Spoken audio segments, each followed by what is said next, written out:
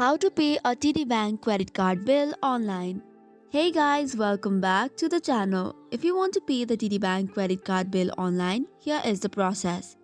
You can either launch the app on your mobile device or use the web version. So if you are using the web version, head over to the official website of TD Bank and log in.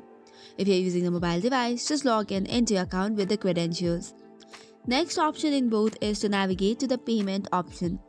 You'll have to tap on the option of Pay Bill and select the credit card by using the drop-down menu. This way you can choose your TD Bank credit card as a payment recipient. Then after you'll have to enter the payment details, which includes amount you want to pay and the account from which you want to make the payment. After that, select how often you would like the payment to occur.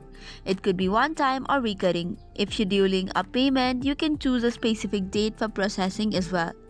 After that, you can review the details, confirm the payment and tap Pay Bill. You'll receive a confirmation message and notification upon successful payment. So that's all for today's video. For more such contents, do not forget to hit the like and subscribe button.